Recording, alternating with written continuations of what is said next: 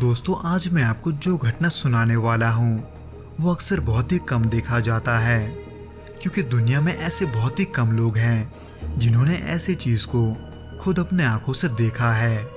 दोस्तों, मैं बात कर रहा हूँ एक ऐसे जिन की जिसे सबसे ताकतवर जिन में से एक माना जाता है, जिसे हम सभी घूल के नाम से भी जानते हैं। इसलिए बिना और देरी किए हम सीधे घटना की ओर बढ़ते हैं।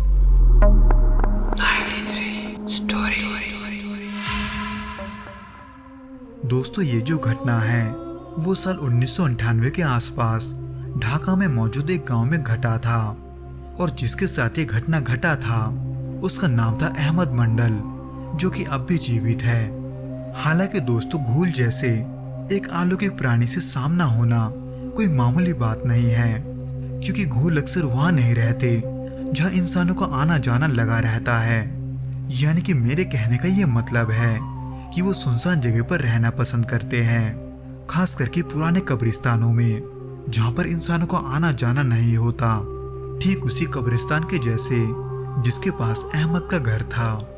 हालांकि ये चीज कई लोगों के लिए डरावना है, लेकिन गांव वालों के लिए ये बहुत ही आम बात है। वैसे तो अहमद के घर के पास और भी बहुत सारे लोग रहते थे, लेकिन सिर्फ अहमद का ही घर ऐसा था जो कब्रिस्तान से सटा हुआ था। लेकिन दफनाने के लिए और जगह न होने के वजह से उस पुराने कब्रिस्तान में लोगों ने मृतकों को दफनाना बंद कर दिया था, जिसको हुए यही कोई 7-8 साल बीत चुके थे।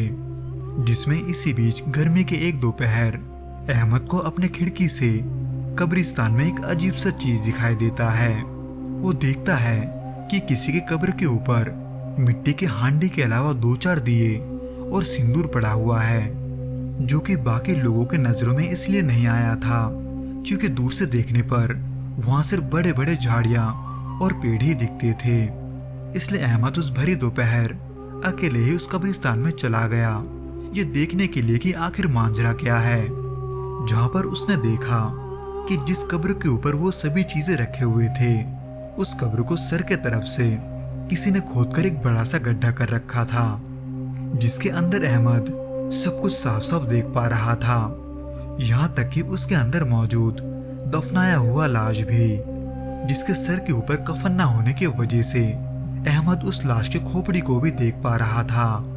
पर उसको देखकर अहमद को ये समझने में देर नहीं लगता कि वहां पर किसी ने टोना टोटका या फिर काला जादू किया है। इसलिए अहमद तुरंत ही अपने गांव के इमाम को सब कुछ बता देता है। पर कई दिनों के बाद भी उन्हें ये नहीं पता चलता कि ये काम किसका है, जिसके वजह से वहां के लोगों ने उस कब्रिस्तान के ऊपर नजर रखना शुरू कर दिया था। लेकिन महीने भर बाद भी उनके हाथ कोई नहीं लगता, जिसके वजह से वो ये सोचकर निगरानी करना बंद कर देते हैं कि वो काला जादू करने वाला वापस नहीं आएगा। हालांकि ये बात ठीक भी था, लेकिन उसके कुछ 10 दिन बाद ही अहमद को उस कब्रिस्तान में कोई दिखाई देता है। तब यही कोई रात के 1 या 2 बज रहे थे, जब अहमद टॉयलेट जाने के लिए उठा ही था कि तभी उसे कब्रिस्तान के तरफ से झाड़ियों के हिलने का आवाज आता है। इसलिए ये सोचकर कि वो काला जादू करने वाला वापस आ चुका है, अहमद चुपके से उसे पकड़ने के लिए अपने एक हाथ में लैंप और एक हाथ में डंडा लेकर उस झाड़ी की ओर जाने लगा। पर अब जब वो कब्रिस्तान छोटे मोटे झाड़ियों से भरा था, तो ऐसे में अहमद भी बिना आवाज किए चल तक नहीं पाता। लेकिन फिर भी वो धीरे धीरे आगे बढ़ने की कोशिश करता है। पर जैसे जैसे वो आगे बढ़ता है, उसको न जाने कहां से एक बहुत ही गंदा सा बदबू आता है। लेकिन ये सोचकर कि आसपास कोई कुत्ता मरा होगा, अहमद चुपचाप उस शख्स को पकड़ने के लिए आगे बढ़ता रहता है। लेकिन उसने 3-4 कदम चला ही था कि तभी उसे किसी के चबाने का आवाज आने लगा, ऐसे मानो कि वहां पर बैठकर कोई खाना खा रहा है, जो कि अहमद के लिए भी काफी अजीब था, क्योंकि इतने बदबू के बीच खाना खाना किसी इंसान के लिए तो मुमकिन नहीं था। जिसके बारे में अहमद सोच ही रहा था कि तभी चबाने का आवाज अचानक से बंद हो जाता है, क्योंकि वहां पर जो कोई भी था शायद से उसने अहमद के लैंप से निकलते हुए रोशनी को दूर से देख लिया था। इसलिए वो अहमद के नजरों के सामने से बड़े ही तेजी से भाग निकलता है। हालांकि अहमद ने उसे देखने के लिए उसके तरफ अपना लैंप भी घुमाया था, लेकिन उसकी हल्की रोशनी से वो सिर्फ उसकी आंखों को ही देख पाया, जो कि उस हल्की रोशनी में भी दूर से चमक रहे थे, जैसे कि अंधेरे में जानवरों की आंखें चमकते हैं। इसलिए ये सोचकर अहमद चैन की सांसें भरने लगा कि शायद से वो कोई जानवर था। लेकिन उसका ये सोच डर में बदलने में देर नहीं लगता, क्योंकि जिस जगह से वो आवाज आ रहा था वहां जाकर अहमद ने ये देखा कि वो जगह खून से भरा हुआ है। जिसमें हैरानी की बात ये थी कि वो जिस जगह पर खड़ा था वो असल में वही कब्र था जिसके ऊपर कुछ महीने पहले किसी ने काला जादू किया था। लेकिन उतना खून आया कहां से, ये देखने के लिए अहमद उस कब्र की ओर अपना लैंप घुमाता है और ये देखता है कि उसमें जो दफन किया हुआ शरीर था उसको किसी ने खाया हुआ है, जिसको देखकर अहमद वहां पर रुकने का हिम्मत नहीं कर पाता, क्योंकि इतना डरावना नजारा उसने जिंदगी में पहले कभी नहीं देखा था। इसलिए वो डर के मारे सीधे इमाम के पास चला गया, लेकिन वहां पर वो कुछ देर तक तो बोल ही नहीं पाता, क्योंकि डर के मारे वो सांसें भी बड़े मुश्किल से ले रहा था। हालांकि थोड़ा शांत होने के बाद अहमद अपने इमाम को वो सब बता देता है जो उसने देखा था, लेकिन ये कैसे हो सकता है ये इमाम को समझ में नहीं आता, क्योंकि अहमद जिस कब्र की बात कर रहा था उसमें मौजूद शरीर को उन्होंने सालों पहले दफना दिया था। तो ऐसे में उसमें कंकाल की जगह शरीर कैसे आया, ये बात ना तो अहमद के पल्ले पड़ता है और ना ही इमाम के। और आखिर उस लाश को कौन खा रहा था, ये बात भी उनके पल्ले नहीं पड़ता।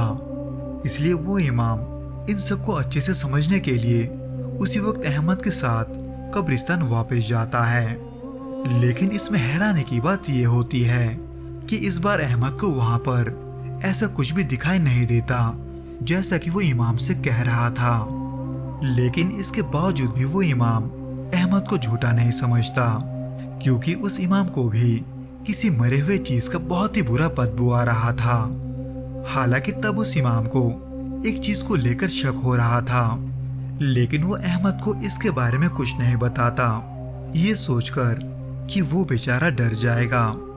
लेकिन अब जब उस इमाम को सिर्फ शक था, तो ऐसे में वो अपने शक को यकीन में बदलने के लिए उसके अगले ही दिन सबसे पहले पूरे कब्रिस्तान की तलाशी लेता है, ये देखने के लिए कि आखिर कल रात वो बदबू आ कहां से रहा था। पर बदकिस्मती से वहां पर ऐसा कुछ नहीं होता जिससे इतना बुरा बदबू आ सके, जिसके वजह से वो इमाम ये समझ गया था कि कल रात अहमद ने जिसको देखा वो असल में एक घूल था, जिसके बारे में अहमद को बताते हुए वो इमाम अहमद से ये भी कहता है कि तुम खुशकिस्मत थे जो तुम मारे नहीं गए। लेकिन वो घूल आखिर वहां आया क्यों था, ये सवाल अहमद अपने इमाम से पूछता है, लेकिन उसके पास इसका जवाब नहीं था। इसलिए वो दोनों एक बहुत ही बड़े पीर बाबा से मिलने जाते हैं, क्योंकि इस मामले को संभालना उस इमाम के बस का बात नहीं था। खैर उस पीर बाबा को सब कुछ बताने के बाद उन्हें पीर बाबा से ये पता चलता है कि ये सब कुछ उस काला जादू के वजह से हुआ है, क्योंकि किसी ने अपने मतलब के लिए काला जादू करके उस घूल को बुलाया था, जिसके बारे में बताकर वो पीर बाबा ये कहकर उन दोनों को सावधान करते हैं कि बहुत ही जल्द तुम्हारे वहां कोई मरने वाला है। हालांकि अहमद ने ये सब रोकने के लिए उस पीर बाबा से मदद भी मांगा था, पर यह सुनकर कि घूल आ चुका है, उस पीर बाबा के पास ना कहने के अलावा और कोई रास्ता नहीं था। हालांकि अगर ये कोई काला जादू होता तो शायद से वो पीर बाबा कुछ कर भी सकते थे, लेकिन उस घूल के बीच में रहते कोई भी इस काले जादू को तोड़ने का हिम्मत नहीं करता, क्योंकि वो सभी ये जानते थे कि अगर घूल किसी के बुलाने पर आया है तो वो किसी का जान अपने साथ लेकर ही जाएगा।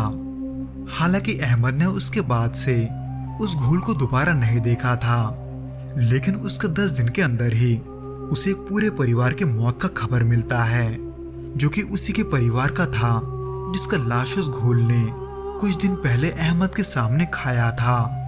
यानी कि ये काला जादू जिसने भी किया था वो उसने बदले के भावना से किया था।